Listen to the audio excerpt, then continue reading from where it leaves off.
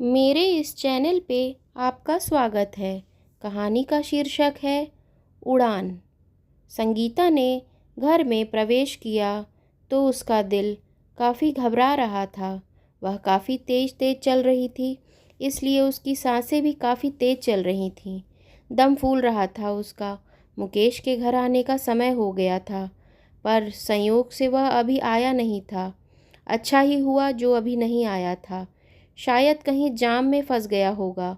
घर पहुंचकर वह सीधे बाथरूम में गई। हाथ पैर और मुंह धोकर बेडरूम में जाकर जल्दी से कपड़े बदले। मुकेश के आने का समय हो गया था, इसलिए रसोई में जाकर गैस धीमी करके चाय का पानी चढ़ा दिया। चाय बनने में अभी समय था, इसलिए वह बालकनी में आकर खड़ी हो गई। सामने सड़क पर भाग रही कारों और बसों के बीच से लोग सड़क पार कर रहे थे। इन्हीं विचारों में वह सोच रही थी कि सभी अवतारों में श्रेष्ठ माना जाने वाला मानव अवतार उसे मिला है। सोचने विचारने के लिए बुद्धि मिली है। कोमल और संवेदनशील हृदय है, मजबूत कमनीय काया है। पर कैसी विडंबना है कि मनुष्य योनि में जन्म लेने के बावजूद देह नारी की है, इसलिए उस पर तमाम बंधन है। संगीता के मन के पंछी के पंख पैदा होते ही काट दिए गए थे, जिससे वह इच्छानुसार ऊंचाई पर न उड़ सके। उसकी बुद्धि को इस तरह गढ़ा गया था कि वह स्वतंत्र रूप से सोच न सके। उसके मन को इस तरह कुचल दिया गया था कि वह सदैव दूसरों के अधीन रहे, दूसरों के वश में रहे। इसी में उसकी भलाई थी, यही उसका धर्म और कर्तव्य था। इसी में उसका सुख भी था और सुरक्षा भी। शादी के 3 दशक बीत चुके थे, लगभग आधी उम्र बीत चुकी थी उसकी। इसके बावजूद अभी भी उसका दिल धड़कता था, मन में डर था। देखा जाए तो वह अभी भी घबराई रहती थी।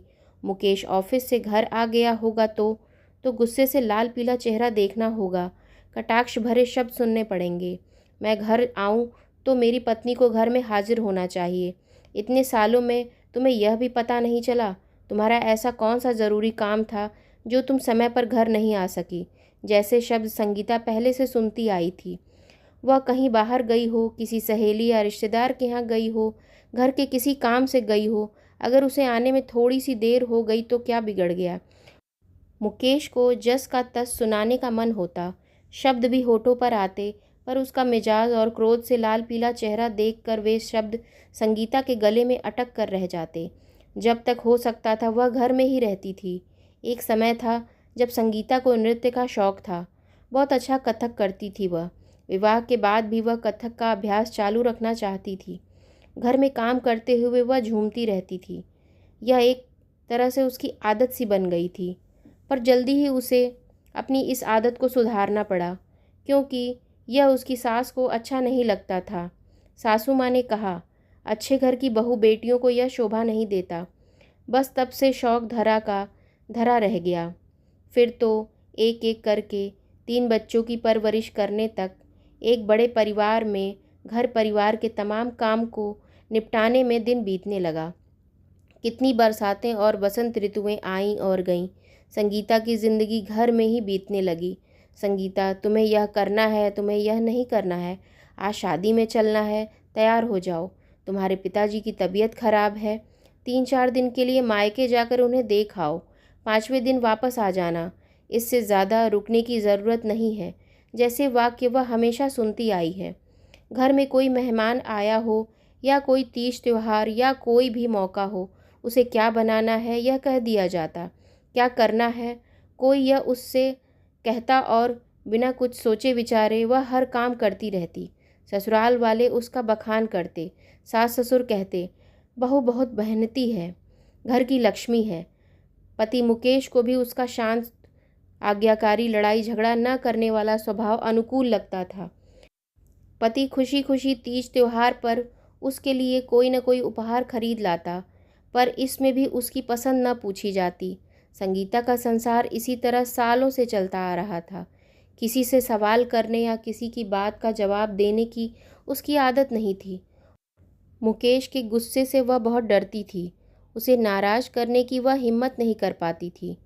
बच्चे अब बड़े हो गए थे, पर अभी भी उसके मन की, इच्छा की, विचारों की, पसंद नापसंद की घर में कोई कीमत नहीं थी, इसलिए इधर वह अब रोज़ाना शाम को पार्क में, पड़ोस में सहेलियों के यहाँ और महिलाओं के समूह की बैठकों में जाने लगी। तो मुकेश को ही नहीं, बेटे और बहुओं को भी हैरानी हुई। आखिर एक दिन शाम को खाते समय बेटे ने कह ही दिया, मम्मी आजकल आप रोज़ाना शाम को कहीं ना कहीं जाती हैं, आप तो एकदम से मॉडर्न हो गई हैं। उस समय संगीता कुछ नहीं बोली। अगले दिन वह जाने की तैयारी कर रही थी, तभी बहू ने कहा, मम्मी आज आप बाहर ना जाएं तो ठीक है, आप बच्चे को संभाल लें, मुझे बाहर जाना है। आज तो मुझे बहुत ज़रूरी काम है, इसलिए मैं घर में नहीं रुक सकती, संगीता ने कहा। उस दिन संगीता को कोई भी ज़रूरी काम नहीं था, लेकिन उसने तो मन ही मन तय कर लिया था कि अब उससे कोई भी काम बिना उसकी मर्ज़ी के नहीं करवा सकता। उसका समय अब उसके लिए है। कोई भी काम अब वह अपनी इच्छानुसार करेगी। वह किसी का भी काम उसकी इच्छानुसार नहीं करेगी। कोई भी अब उसकी मर्ज़ी के खिलाफ़ अपना काम नहीं करवा सकता, क्योंकि उसकी भी अपनी इच्छाएं हैं। अब वह किसी के हाथ से चलने वाली कठपुतली बनकर नहीं रहेगी। इसलिए जब उस रात सोते समय मुकेश ने कहा, संगीता टिकट आ गए हैं, तैयारी कर लो, इस शनिवार की रात हम काशी चल रहे हैं, तुम्हें भी चलना है, उधर से ही प्रयागराज और अयोध्या घूम लेंगे। तब संगीता ने पूरी दृढ़ता के साथ कहा, मैं आपके साथ नहीं जाऊंगी, मेरी बहन सुनीता की तबीयत खराब है, मैं उससे मिलने जाऊंगी। आपको काशी, प्रयागराज और अयोध्या जाना है, आप अकेले ही घूम आइए, पर मैं तो तुम्हारे साथ जाना चाहता हूँ। उसका क्या होगा? मुकेश ने झल्ला कर कहा। आप जाइए ना, मैं कहाँ आपको रोक रही हूँ, संगीता ने शांति से कहा। इधर तुम्हें क्या हो गया है, जब जहाँ मन होता है चली जाती हो। आज मुझसे जबान लड़ा रही हो, अचानक तुम्हारे अंदर इतनी हिम्मत कहाँ से आ गई? मैं ऐसा नहीं होने दूंगा, तुम्हें मेरे साथ काशी चलना होगा, मुकेश ने चिल्लाकर कहा। गुस्से से उसका चेहरा लाल पीला हो गया था। संगीता जैसे कुछ सुन ही नहीं रही थी। वह एकदम निर्विकार भाव से बैठी थी। थोड़ी देर में मुकेश कुछ शांत हुआ। संगीता का यह रूप इससे पहले उसने पहले कभी नहीं देखा था। हमेशा उसके अनुकूल, शांत, गंभीर, आज्ञाकारी, उसकी मर्जी के हिसाब से चलने वाली पत्नी को आज क्या हो गया है? संगीता का यह नया रूप देखकर वह हैरान था। अपनी आवाज़ में नरमी लाते हुए मुकेश ने कहा, संगीता तुम्हें क्या चाहिए? तुम्हें आज यह क्या हो गया है? मुझसे कोई गलती हो गई है क्या? तुम कहो तो। मुकेश ने संगीता को समझाने की कोशिश की। गलती आपकी नहीं है, मैंने ही इतने सालों तक गलती की है, जिसे अब सुधारना चाहती हूँ। मेरा सारा अस्तित्व अब तक दूसरों की मुट्ठी में बंद रहा, अब मुझे उससे बाहर आना है। मुझे आज़ादी चाहिए। अब मैं खुली हवा में सांस लेना चाहती हूँ। इस गुलामी से बेचैन रहती हूँ। मैं कुछ समझा नहीं, मुकेश ने कहा। तुम्हें दुख क्यों है? घर है, बच्चे हैं, पैसा है, मैं हूँ। संगीता के करीब आते हुए मुकेश ने बात पूरी की। छोटी थी तो माँ बाप की मुट्ठी में रहना पड़ा। उन्होंने जैसा कहा वैसा करना पड़ा। जो खिलाया वह खाया, जो पहनने को दिया वह पहना। इस तरह नहीं करना, उस तरह नहीं करना, यहाँ नहीं जाना, वहाँ नहीं जाना, किससे बात करनी है और किससे नहीं करनी है, यह सब माँ बाप तय करते रहे। हमेशा यही सब सुनती रही। शब्दों के भाव एक ही रहे, मात्र कहने वाले बदल गए। कपड़े सिलाते समय माँ कहती कि लंबाई ज़्यादा ही रखना, ज़्यादा खुले गले का मत बनवाना। सहेली के घर से आने में ज़रा देर हो जाती, फ़ोन पर फ़ोन आने लगते। मम्मी पापा दोनों चिल्लाने लगते। इंटर पास किया, कॉलेज गई। कॉलेज का एक ही साल पूरा हुआ था कि मेरी शादी की चिंता सताने लगी। पड़ोस में रहने वाला सुधीर हमारे कॉलेज में साथ ही पढ़ता था। वह मेरे घर के सामने से ही कॉलेज जाता था। एक दिन मैंने उसे घर बुलाकर बातें क्या कर ली। बुआ ने मेरी माँ से कहा कि भाभी, संगीता अब बड़ी हो गई है, इसके लिए कोई अच्छा सा घर और वर ढूंढ लो। उसके बाद क्या हुआ आपको तो पता ही है। उन्होंने मेरे लिए घर और वर ढूंढ लिया। उनकी इच्छा के अनुसार यह मेरे लिए ठीक था। एक गहरी सांस लेकर संगीता ने आगे कहा, ऐसा नहीं था कि मैंने शादी के लिए रोका नहीं। मैंने पापा से एक बार नहीं कई बार कहा कि मुझे मेरी पढ़ाई पूरी कर लेने दो, पर पापा कहाँ माने। उन्होंने कहा कि बेटा, तुम्हें कहाँ नौकरी करनी है, जितनी पढ़ाई की है उसी में अच्छा लड़का मिल गया है। अब आगे पढ़ने की क्या ज़रूरत है? हम जो कर रहे हैं तेरी भलाई के लिए ही कर रहे हैं। पल भर चुप रहने के बाद संगीता ने आगे कहा, जब मैं इस घर में आई तब मेरी उम्र 18 साल की थी। तब से मैं यही सुन रही हूँ, संगीता ऐसा करो वैसा करो। आप नहीं, बच्चे भी यही मानते हैं कि मुझे उनकी मर्जी के अनुसार जीना है।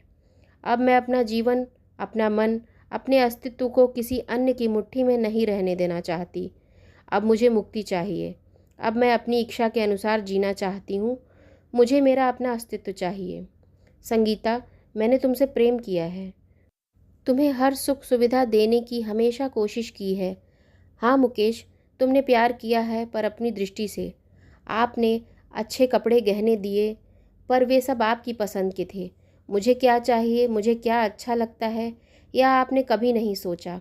आपने शायद इसकी ज़रूरत ही नहीं महसूस की। इस घर में तुम्हें क्या तकलीफ़ है? हैरानी से मुकेश ने पूछा। तुम यह सब क्या कह रही हो? मेरी समझ में नहीं आ रहा। मेरा दुख आपकी समझ में नहीं आएगा, संगीता ने दृढ़ता से कहा।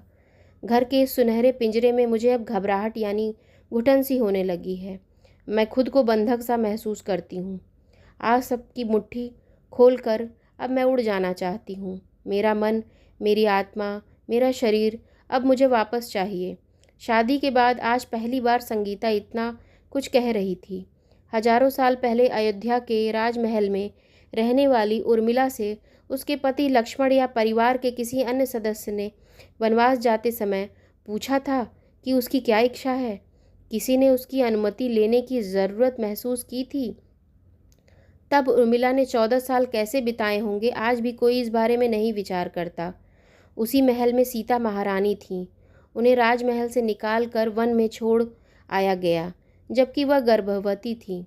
क्या सीता की अनुमति ली गई थी या बताया गया था कि उन्हें राजमहल से निकाला जा रहा है? मेरे साथ भी वैसा ही हुआ है। मुझे मात्र पत्नी या माँ के रूप में देखा गया, पर अब मैं मात्र एक पत्नी या माँ के रूप में ही नहीं, एक जीती जागती इंसान हूँ जिसके अंदर एक धड़कने वाला दिल है। उस इंसान के रूप में जीना चाहती हूँ। अब मैं किसी की मुट्ठी में बंद नहीं रहना चाहती। तो अब इस उम्र में घर परिवार छोड़कर कहाँ जाओगी? मुकेश ने पूछा। अब आपको इसकी चिंता करने की ज़रूरत नहीं है। इस उम्र में किसी के साथ भागूंगी तो है नहीं। मुझे तो सेवा ही करनी है। अब तक गुलाम बनकर करती रही, जहाँ अपने मन से कुछ नहीं कर सकती थी, पर अब स्वतंत्र होकर सेवा करना चाहती हूँ। मेरी सहेली सुमन को तो तुम जानते ही हो। पिछले साल उनके पति की मौत हो गई। उनकी अपनी कोई औलाद नहीं थी, इसलिए उनकी करोड़ों की जायदाद पर उनके रिश्तेदारों की नज़रें गड़ गईं। जल्दी ही उनकी समझ में आ गया कि उनके रिश्तेदारों को उनसे नहीं, उनकी करोड़ों की जायदाद से प्यार है। इसलिए उन्होंने किसी को साथ रखने की बजाय ट्रस्ट बनाकर अपनी उस विशाल कोठी में वृद्धाश्रम के साथ साथ अनाथालय खोल दिया। उनका खर्च तो मिलने वाली पेंशन से ही चल जाता था। वृद्धों एवं अनाथ बच्चों के खर्च के लिए उन्होंने उसी कोठी में डे चाइल्ड केयर सेंटर भी खोल दिया। वृद्धाश्रम, अनाथाश्रम और चाइल्ड केयर सेंटर एक साथ खोलने में उनका मकसद यह था कि जहां बच्चों को दादा दादी का प्यार मिलता रहेगा, वहीं आश्रम में रहने वाले वृद्ध कभी खुद को अकेला नहीं महसूस करेंगे। उनका समय बच्चों के साथ आराम से कट जाएगा, साथ ही उन्हें नाती पोतों की कमी नहीं खलेगी। इतना कहकर संगीता पल भर के लिए रुकी। मुकेश की नज़रें संगीता के चेहरे पर टिकी थीं।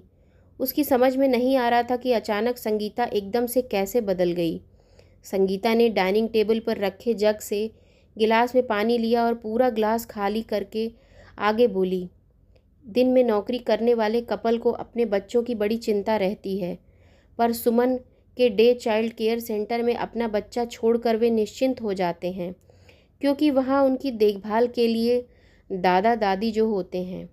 इसके अलावा सुमन की उस कोठी में बच्चों को खेलने के लिए एक बड़ा सा लॉन तो है ही, उन्होंने बच्चों के लिए तरह तरह के आधुनिक खिलौनों की भी व्यवस्था कर रखी है। दिन में बच्चों को दिया जाने वाला खाना भी शुद्ध और पौष्टिक होता है, इसलिए उनके डे चाइल्ड केयर सेंटर में बच्चों की संख्या काफ़ी है, जिससे उन्हें वृद्धाश्रम और अनाथाश्रम चलाने में ज़रा भी दिक्कत नहीं होती। आज सुबह मैं वहाँ गई थी, वहाँ मुझे बहुत अच्छा लगा, इसलिए अब मैं वहीं जाकर सुमन के साथ उन बूढ़े और बच्चों की सेवा करना चाहती हूँ, उन्हें प्यार देना चाहती हूँ, जिनका अपना कोई नहीं है। मुकेश संगीता की बातें ध्यान से सुन रहा था।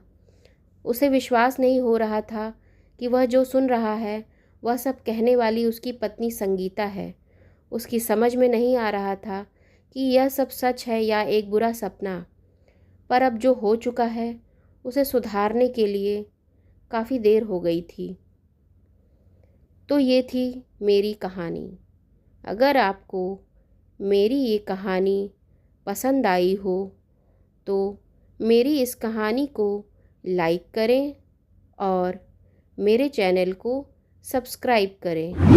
ऐसी ही और कहानियों के लिए बेल आइकन पे क्लिक करें। कहानी को ज़्यादा से ज़्यादा शेयर करें। धन्यवाद।